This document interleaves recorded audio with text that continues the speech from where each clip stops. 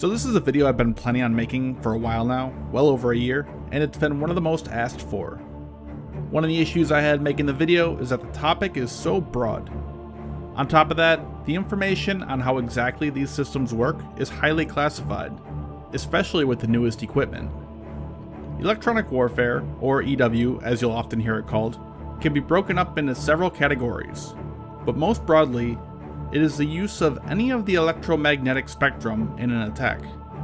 The electromagnetic spectrum includes everything from X-rays, to visible light, to infrared and microwaves, and radio waves. They are all the exact same thing, the only difference between them is the wavelength. Electronic warfare can be broken down into three categories: ECM, or electronic countermeasures, ECCM, electronic countermeasures, and ESM, electronic support measures. The first category, ECM, is what most people think of, jamming. Jamming is done to degrade the enemy's ability to collect and exchange information, therefore limit their ability to attack or defend against your attack.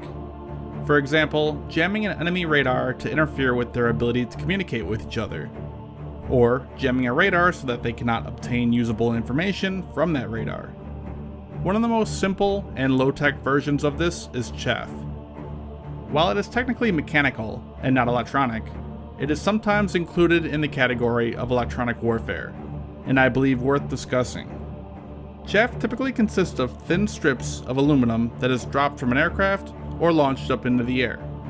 These strips reflect radar waves, creating a whole mess of radar returns, making it difficult to know which return is the real target.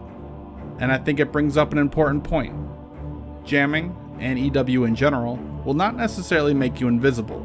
The enemy will still know you are there. In fact, jamming will often alert the enemy that you are there, somewhere. Instead, the purpose of it is to overwhelm the enemy's sensors, so that it cannot distinguish between what is a real target, or return, and what is not. So going back to chaff, it is often used to distract radar-guided missiles, whether they be anti-ship missiles or anti-air missiles, by showing them another target, which they will hopefully go after instead of the real target. Chaff has been used extensively ever since the development of radar, and is still used regularly today. Along the same lines as chaff are decoys. Decoys are objects that can be launched, and again present the enemy with another target. Some modern aircraft carry several decoys, which can be deployed in the hopes of the enemy missile hitting it instead of the aircraft. An example of this is the ALE-50 towed decoy system, carried by US aircraft like the F-16, FA-18, and the B-1 bomber, and has reportedly been successfully used in combat. Another type of decoy are pretty much small, unmanned aircraft themselves, which are launched from an aircraft and can fly off themselves, attracting the attention of the enemy and the enemy's fire. Weapons like MALD, or the Miniature Air Launch Decoy, is an example. Some of these decoys can emit radio waves as well, copying that of manned aircraft, to further deceive an enemy into thinking that the decoy is an actual manned aircraft. There is also a jamming version of the MALD, called the MALD-J. This decoy is able to actively jam enemy radars, as well as acting as a decoy. The next is arguably the more exciting method of electronic warfare. That is jamming by actively sending out your own signals. This has been around for a while, but really took off during the Cold War. Now there are many methods of doing this, way too many to adequately cover here. Also, techniques and methods have changed with the advent of things like phased array radar, which these methods, as they are still relatively newer, are highly classified. In fact, you could say that they are some of the most closely held secrets today. But we know some of the basic techniques. Most simplistically, a radar will emit a signal and bounce off an aircraft and return to the radar. From the time this takes, it'll know exactly how far away the aircraft is from the radar. When jamming, the aircraft is actively emitting signals back to the enemy radar itself, so that the enemy does not know if the signals it is receiving are theirs or fake ones. So if it was a surface-to-air missile site radar, the jamming aircraft would send back signals, at the same frequency, to the radar. Some may arrive earlier, some later, than the real return. Since the radar uses the time it takes for a signal to return to calculate the range, an aircraft jamming would appear to constantly change distances. Also, depending on the type of radar, jamming in this manner can also create the appearance of the aircraft being on different bearings as well. As the radar rotates, it is looking in different directions for aircraft.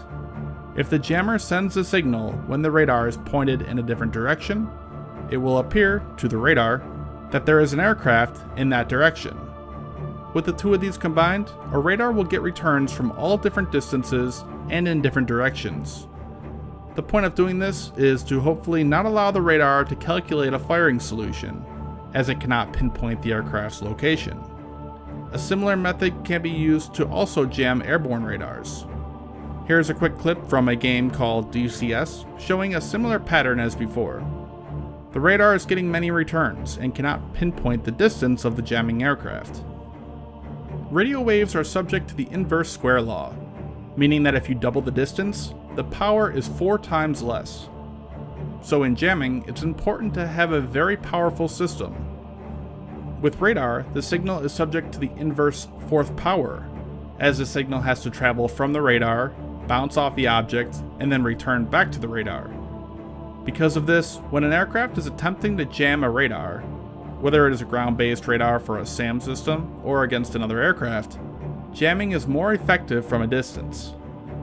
As the two get closer, there is a point where the radar return exceeds the power of the jamming. This is called burn-through, at which point the jamming is in essence useless. Another method is to jam communications. This has become somewhat less effective in modern days, but works by blasting radio signals on the same frequency to create interference. Like somebody shouting while you're trying to talk, so that the other person cannot make out what you are saying. This method can be used with voice communications, so that the two enemy units cannot communicate, or even on wireless networks exchanging data packets. Russia in general has invested much into jamming. One interesting system is called the Murmansk BN. The system is a large, very powerful electronic warfare platform that has the ability to monitor or jam wireless communications over a very long distance. Russia claims it has a range of 3,000 kilometers and up to 5,000 under ideal situations, like weather. 4 of these systems can be seen just south of Sevastopol, Crimea. If those ranges are to be believed, that would cover all of Europe and the entire Middle East. But even with more conservative estimates of the range, it can cause serious issues for militaries operating in the Black Sea and most, if not all, of Ukraine. Jamming GPS is another major one in modern warfare, and jamming GPS signals is not that difficult. The relatively weak signals meant that even back during the Gulf War, when GPS was brand new, several Iraqi units were able to disrupt the system with fairly inexpensive and crude electronics. Events recently in Syria have shown just how susceptible GPS is to jamming. There have also been many reports in places like Norway, where Russia has been interfering with GPS navigation. And this isn't limited just to GPS, but all navigational satellite systems. Be it Russia's GLONASS or China's Beidou 2. They are all susceptible to jamming. And the issue is, many modern weapons are reliant on these systems for guidance. It's a major problem in modern warfare, the over-reliance on modern technology. This fact has not gone unnoticed though. Many weapons have more than one form of guidance. For example, the newest Stormbreaker, or SDB-2 glide bomb, uses both GPS and inertial guidance, along with active radar and infrared homing. Jamming, and electronic warfare in general, has been a field that has seen much research into recently, with the rise of drones. There are the more famous examples, like when Iran managed to bring down the US RQ-170 in 2011. But with the rise of small, cheap consumer drones, co-opted for military use, it has become a real problem. These drones can be packed with explosives, and their small size and low cost means that they pose a threat to targets generally considered to be safe. In August of 2018, the president of Venezuela, Nicolas Maduro, was nearly assassinated by 2 drones armed with explosives while he was giving a speech. And just recently, Heathrow Airport in London was shut down after drones were sighted. creating a risk to airplanes. So defending against these threats had become vital. These drones can cost a couple $100, while air defense systems can cost tens, even hundreds of thousands of dollars per missile. Finding a way of jamming these drones, therefore, has become a priority. Russia has been known to operate such equipment, and has used it to defend their air base in Syria. And advanced Russian systems have been appearing in eastern Ukraine as well, disabling Ukrainian government drones conducting reconnaissance. Other, less well-known forms of jamming are used regularly. The US presidential motorcade carries radio jammers to make coordinating any attack much more difficult, and can't be seen anytime the president is traveling. Countermeasures have also been devised to defeat or mitigate the effects of electronic warfare. This falls into the category of ECCM. One such method is to use weapons that can home in on the jamming signal. These guidance systems, instead of emitting a signal, will pick up the jamming and follow it as it gets stronger until it reaches the location that it is being broadcasted from. Another method includes constantly changing the frequencies of the radar. This way, a jammer would have a much more difficult time knowing which frequency to jam, or force the jammer to jam many different frequencies at once, which spreads out the jammer's power, weakening it on any individual frequency. AESA radars are a good example of this. Older radars could not easily change their frequency, therefore making the jammer's job much easier, as it knew which frequency the target would be operating on. AESA radars are electronic and can easily shift frequencies. This greatly increases the difficulty in jamming them. Modern radars have made jamming much more difficult as well, as their computing and processing power has increased exponentially, allowing them to detect minute differences in signals and identify which signals are real and which ones are false. Also, other forms of sensors and guidance can negate radar jamming. For example, infrared search and track, or IRST. These can be used to detect and track targets that are either jamming or are stealthy, which make them harder to detect on radar. Although they do have some downsides, weather can impact their performance, and they do not have as long of a range as radar. Russia is known to use many of these IRST systems on their aircraft, surface-to-air missile systems, and also operate long-range IR missiles. And that brings up another topic. Most of this video I've discussed electronic warfare pertaining to radar and radio waves. But EW encompasses the entire EM spectrum, that includes visual and infrared. While these areas have not been exploited to the same level as radio waves, there are some systems operational. One example is the ALQ-144. Over 8,000 of the 144 and its upgrades and variants have been built, and is used by more than 20 nations. The system protects against IR-guided missiles, such as manpads, by radiating controlled pulses of infrared energy. Another system uses lasers, which are aimed at the incoming missile's seeker head, and steer them away from the target. Also, although it is again mechanical, flares are used to throw off IR-guided weapons and sensors. Like chaff, they are typically dropped from aircraft. They work by creating a powerful IR signal, which hopefully the incoming missile will lock onto instead of your aircraft. And the final category is ESM, or Electronic Support Measures. This term can often be used interchangeably with ELINT, or Electronic Intelligence. It is collecting information from radar, radio communications, and any other system that emits a signal, and using that information to detect, classify, analyze, and even spy on a potential enemy. Doing this can give you information such as what frequencies are being used, so that you can prepare a defense, such as jamming. You've probably heard in the news in the last few years stories about how a US spy plane was intercepted in the Black Sea by Russian interceptor aircraft, or in the South China Sea by Chinese fighters. These events happen semi-regularly. This is what these aircraft are doing, ELINT, or ESM missions. Collecting and analyzing emissions from radars and other radio communications. These tasks aren't only carried out by aircraft though. The Murmansk BN I discussed earlier has the ability to conduct ELINT. These types of missions have been going on for decades. In fact, just before the start of World War II, In the late 1930s, the Germans noticed England was constructing large masts along the coast.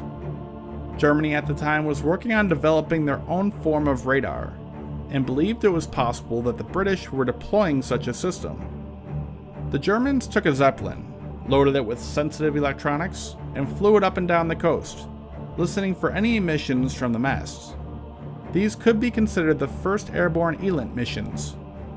But the flights failed to detect any signs of an active radar system.